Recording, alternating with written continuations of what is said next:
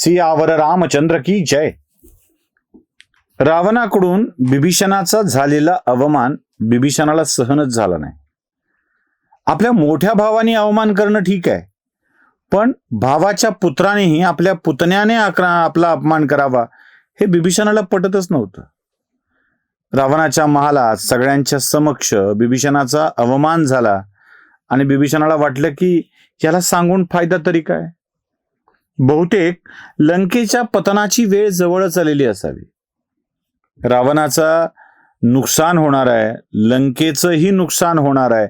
या सगळ्या प्रकारामध्ये बिभीषण मनातल्या मनात विचार करू लागलाय, रावण आपल्या अहंकारापोटी स्वतःचा विनाश तर ओढवून घेतो आहेच आहे, आपल्या कुळाचाही विनाश ओढवून घेतोय. कारण मी सांगण्याचा प्रयत्न केला, ऐकलं नाही. दुसरा भाऊ कुंभकर्णाने सांगण्याचा प्रयत्न केला, ऐकलं नाही. शेवटी कुंभकर्णाला भावाच्या प्रेमाची साक्ष देऊन त्याला आपल्या बाजूने लढायचा शब्द कुंभकर्णाच्याकडून रावणाने घेतला. एक गोष्ट नक्की बिभीषणाला ठाऊक होती, जो जो कोणी रावणाच्या बाजूने लढणार आहे त्या प्रत्येकाचा विनाश अटळ आहे. लंका रावणाच्या बाजूने असेल तर लंकेचाही विनाश अटळ आहे. जो कोणी अधर्माची बाजू घेईल त्याचा विनाश ठरलेला आहे. रावणाच्या अहंकारात विनाश केवळ रावणाचा होणार नाहीये, तर लंकेचा सुद्धा होणार आहे. आणि या सगळ्या प्रकारामध्ये रावणाच्या सोबत अपरिहार्यपणे राहिलेली लंका भरडली जाणार आहे. बिभीषणाच्या वरती एक आक्षेप नेहमी येतो आणि तो आक्षेप म्हणजे बिभीषणाने आपल्या भावाचा त्याग केला. आपल्याकडे ती म्हणच प्रसिद्ध झाली, घर का भेदी लंका ढाय. आता या म्हणीमुळं सातत्याने कुलंगार म्हणून बिभीषणाला खलनायकी रूपामध्ये लंका द्रोह्याच्या रूपामध्ये उभं केलं जातं. काय सांगतात आपल्याकडे काही लोक सांगतात, राम का जिंकला, तर रामाचा भाऊ रामाच्या सोबत होता, वाली सुग्रीव वैर होतं, रावण बिभीषण वैर झालं म्हणून ते हारले. ते का हारले तर भाऊ सोबत नव्हता, हा का जिंकला तर भाऊ सोबत होता. या असल्या पुरोगामी खुळचट कल्पनांच्या पेक्षा सुद्धा बिभीषणाच्या मनातल्या विचारांच्याकडे बघितलं पाहिजे. लक्षात घ्या, ज्याला आपल्या राज्याची आणि प्रजेची चिंता आहे त्या चिंतेच्या चिंतनातून घेतलेला निर्णय हा बिभीषणाचा खूप थोर निर्णय होता. जरी राक्षस कुळातला असला तरी आपल्या प्रजेच्या हितकारक विषयात तो निर्णय घेतलेला होता. बिभीषणाला या गोष्टीचं ज्ञान होतं की जे जे रावणाच्या सोबत राहतील ते मारले जातील, त्यांचा विनाश अटळ आहे. मी राहिलो तरीही माझा विनाश अटळ आहे. मग एखाद्या आतताई, मत्तकामी, अहंकारी माणसाच्या सोबत राहण्यापेक्षा आपण रावणाच्या सोबत साथ सोडून रामाच्या सोबत जाण्याचा निर्णय घेतला तर,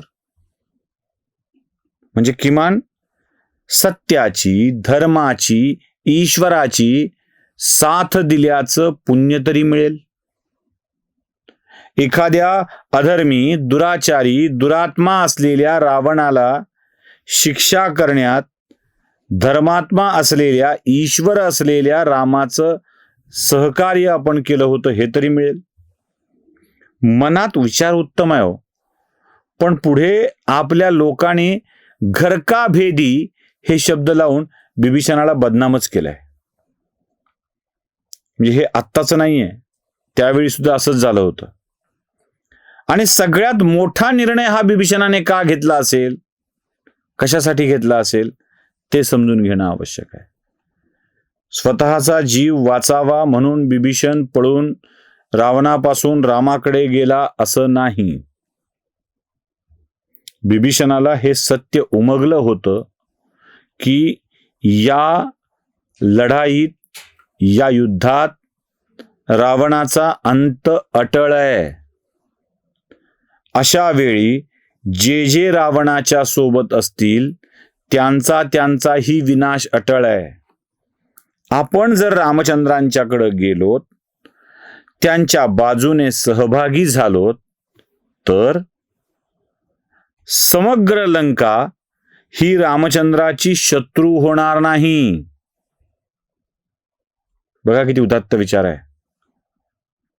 म्हणजे केवळ भावाचा विरोध म्हणून बिभीषण जात नाहीये. आपल्या सगळ्याच्या डोक्यामध्ये चित्र घातल्या गेलेलं आहे. काय पुरोगामी मंडळींनी अशा स्वरूपात या गोष्टी सांगितल्या ना, काहीतरी वेगळं सांगायचंय म्हणून अशा स्वरूपात सांगितलं गेलं ना, की आपल्या समोर चित्रच वेगळं उभं राहतं.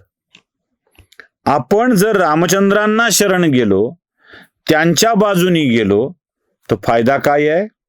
फायदा हा आहे की रावण तर संपणार आहेच, पण रामचंद्रा, माझ्या पूर्ण लंकेला शत्रू समजू नका, तिचा विनाश करू नका. रावणाच्या अहंकाराचा फटका लंकेतल्या निरपराध प्रजाजनांना बसायला नको. त्यांच्या जीविताला धोका नको. त्यांचं जगणं कायम राहिलं पाहिजे, हा विचार बिभीषणाच्या मनामध्ये आहे. निरपराधांना शिक्षा नको. आणि हेच त्याला रामचंद्रांना जाऊन सांगायचंय. पुढच्या संपूर्ण युद्धात तुम्हाला बिभीषण कुठे तलवार घेऊन बाण घेऊन लढताना दिसणार नाहीये. असा प्रजेचा हितकारक विचार करणारा बिभीषण म्हणूनच रामचंद्रांनी लंकेचा राजा म्हणून निवडलेला होता. त्यामुळं बिभीषणाच्या चरित्राकडे बघताना कृपया घरका भेदी असं बिरू त्याला लावू नका. लंका हितचिंतक बिभीषण, प्रजा हितदक्ष बिभीषण, अशा स्वरूपाचाच विचार करायला हवा. या सगळ्यामध्ये त्या गोष्टी लक्षात घ्या ज्या रामचंद्रांनी केलेल्या आहेत. जरी वालीच्या हत्येमध्ये सुग्रीवाला मदत केली असली तरी शक्तीच्या मदाने मस्त झालेल्या राजाने आपल्या भावाच्या पत्नीचं हरण करून तिला पत्नीसारखं समजावं याला छेद दिला होता. पण अंगदाला सुग्रीवाच्या सोबत देऊन त्याला युवराजपद दिलं होतं आणि पुढचा किष्किंधेचा राजा अंगदच होणार होता. रामचंद्रांनी ज्या ज्या राज्यांना जिथल्या जिथल्या पाप्यांना शिक्षा दिली ना, तिथे तिथे आपलं राज्य प्रस्थापित केलेलं नाहीये. शृंगवेरपूरच्या राजानं आपलं राज्य रामचंद्रांना बहाल करायचं ठरवलं, पण मी वनवासात आहे असं सांगून रामचंद्रांनी ते नाकारलं. वालीचं राज्य सुग्रीवाच्या तिकडे दिलं आणि सुग्रीवाच्याकडून ते अंगदाला मिळेल याची काळजी घेतली. रावणाचं राज्य बिभीषणाकडे दिलं आणि त्याला ते राज्य सांभाळायला सांगितलं. प्रजेचं कल्याण करण्याची जबाबदारी रामचंद्रांनी घेतलेली होती आणि हीच गोष्ट बिभीषणाने ओळखली. रावणाच्या अहंकारी स्वभावामुळे लंकेला फटका नको, जे काही नुकसान व्हायचंय ते रावणाचं व्हावं, लंका सुरक्षित राहावी, हा प्रजा हितकारक निर्णय घेऊन, हा प्रजेच्या लंकेच्या लाभाचा विचार करून बिभीषणाने या अपमानाच्या नंतर लंका नगरी सोडण्याचा आणि आपल्या 4 निवडक सहकार्यांसमवेत जाऊन रामचंद्रांना शरण जाण्याचा निर्णय घेतला आहे. आणि आपल्या जवळ असलेल्या मायावी शक्तीने लंकेतून गुप्त होऊन आकाश मार्गाने बिभीषण रामेश्वरच्या समुद्रकिनाऱ्यावर त्या तीरावर तो जाऊन आकाशातच थांबलेला आहे.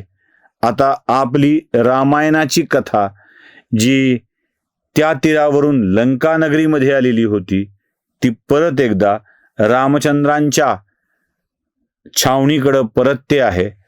तिथे काय काय होतंय ते बघूया पुढच्या भागामध्ये. सियावर रामचंद्र की जय.